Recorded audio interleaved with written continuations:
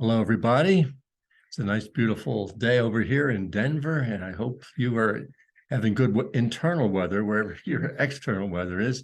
I'm Jim Sharon. I'm with my lovely wife, truly lovely, beautiful, brilliant wife, Ruth Sharon. Can you handle all those accolades? I mean it. It's like a delicious shower of love. Thank you. Especially since I do really, truly mean it. So, really, truly, that's redundant. All right, here we are with Wisdom Wednesday, week 3 of our discussion on conflict and conflict resolution in a constructive way. Today, we're going to bring up this little bit of a topic called listening, something that is so needed. We still work on it ourselves, even though we're therapists and coaches and teachers of this stuff. We still need to work on enhancing our own listening. As a matter of fact, I just had a discussion with one of my family members about a judgment about my judgments. I'm saying, whoa, this was old stuff, but let me listen to you. Man, I can't relate to this for eons, but if I did it in the past, maybe so. And we cleared that. We listened to each other, and it made a big difference. We both felt a lot better afterwards. Didn't take that long to go through that, but it did require not being too defensive. There was a little bit of reaction on both of our parts, but we got past it pretty easily. So anyway, we're going to talk about that today, aren't we, Tooth? We could call it Tooth. So I just wanted to share that this has been a topic of my interest and passion forever. And I remember, as I've said before, as a 4-year-old, seeing my parents argue, and I was just thinking, if she just listened to what he said, it was so similar to what she just said. I was 4, it's very simple. So in the 80s, I created this whole training program. Let me just say one thing before you get into that. Wasn't that something you were going to discuss next week? This? Yeah, I just want to plant the seed. Okay. Thank you. Yeah, so just to be able to hang in there, to be able to see that there are these pointy, jabby conflicts that don't feel good, but if we hang in there, we can find a way through. That's the graphic artist rendering of that. So that's the encouragement as to how can we hang in there? What does it take to hang in there, right? And that's an oxymoron for some people. Like, what? Conflict's a way to peace, a gateway? We'll talk about that next week, but that jumbles some people's minds, doesn't it? Yeah, it's a dance of the polarities. Yeah. So anyway, learning how to have, we could describe it as the capacity to sit in discomfort, right? To just allow. And, we all have our amount we can tolerate. So if we're starting to tolerate something that feels a little dangerous, we could say, stop, this is just getting too intense for me. I can hardly breathe. Can we just stop and take a moment here? Or you feel yourself getting reactivated, angry. Right. Defensive. Fight, flight. Yeah. Right. So learning how to intervene on ourselves when it starts to feel like too much, but to give ourselves the permission. Okay, I'm going to hang in here. I'm going to listening with my ears, listening with my heart, listening with my whole being. And that creates space for the other person to really talk into. Beautiful. Say some more about that.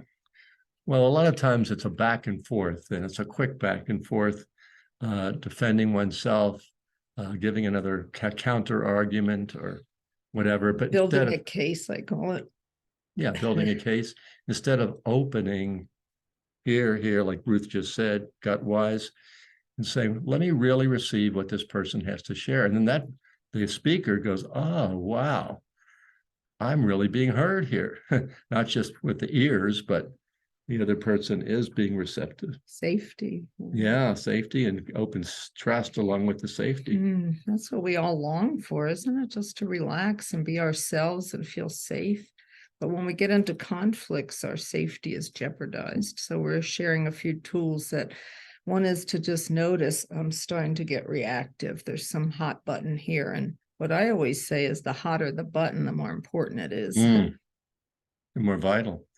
And these are foundational skills, safety and trust. I mean, that is basic for for the relationship working. It's hard to get to second base in a conversation. It's a funny analogy for some people, but You're a baseball fan. I'm a sports fan, until we really get to that, establish that safety and trust. Right. So this field of being able to develop more capacity or more toleration for discomfort, there's a whole bunch of techniques now. This is a whole new field of study. It's a wisdom pool of so many people speaking about this now in our world. So we're bringing it out to your world. Maybe it's in your world already, but the notion of be with. Can I just be with this? Not do anything, not fix it, not correct it, not adjust it, just be with it. So disarming. Mhm. And, even if we do have some mental knowledge of this, and a lot of you do, I'm sure you've heard about the listening and the importance of that. Right. 2 ears, 1 mouth, use them in proper proportion. We could all use some refinement. That's what I was saying earlier. We could all stand to enhance that focus and that skill. Yeah. So I'm just kind of putting a light on some of the territory, some of the concepts. So Mhm. being non-judgmental, Mhm. just listening to another human being talking. It has nothing to do with me. They're telling me about them. Listen. And the judgments might come up, but we can check them, right? We can check them at the door. That ego mechanism, or where we try to want to be right and win and defend. Notice it and do as best you can to clear. You might even have to speak it, like I'm having this reaction. Uh-huh. Yeah. Well, I like to call attention to yes, buts. Mhm. Like I'm telling you something and you're butting me, so I don't think you're listening all the way. Let me finish my whole share before you come into it. Good one. Right. So setting those boundaries, saying, I'm not sure that I've got your whole listening. Could you listen a little bit deeper? So validating what they're saying. And to your point, instead of the but, which undoes the first part of the sentence, the inclusive and makes such a difference. Then there's a. Let's give an example of that. You have one? So if I say something that might trigger you, maybe it's around money or gift giving, I'm going to give this contribution $10,000. Is that okay with you? Yeah, that's a good personal one for me because I do get triggered about big expenditures. That's one I often get reactive about. Okay, so how would you report your reactivity? What? What are you talking about? You didn't check that out with me, Ruth. Yeah, so that's a yes, but he's not listening to where's my heart at? Why would I come up with something like that? What am I thinking? I'm not even going yes some of those times, to be honest with you. Yeah, I mean that was a stretch in what our contributions usually are. So I was being exaggerated. Even a lesser one, yeah. Yeah, but anyway, if we can hear each other and hear our own reactivity, that's a heart wisdom trait, to notice and be mindful of myself and pay attention to you. So I'll ride with your example for a second. So for me, instead of right away, I would go, I know you, I really see that you want to be generous here. I know you often do like to be generous. And that's a sweet thought. And tell me more about why this cause is so important to you. That would be the listening, rather than quickly coming back with my counter argument. With your no, yes. Hatchet man. Hatchet man. Yeah, this is a live issue for us. Yeah. So anyway, learning how to be with it, to hold space, to really listen in a heart-wise kind of way so that I'm hearing the person's subject matter, what they're talking about, but I'm always trying to tune into their feeling. What's going on here? Are they scared, worried about something? Are they upset or angry about something? Are they sad or feeling a loss about something? Are they excited and wanting to celebrate about something? And you can reflect that after you hear it, which is disarming. Right, right. Because you feel the other person then feels understood. At least you're listening to me and getting where I'm coming from, even if you do disagree. Right. So this reminds me, and we're going to wrap it up here, of the secure attachment work that's being done. There's a lot of research being done in the universities about attachment theory, it's called. So the secure attachment is when I feel safe, like we were talking about. I feel seen and heard. I feel supported. And I feel, what's the other one? Soothed.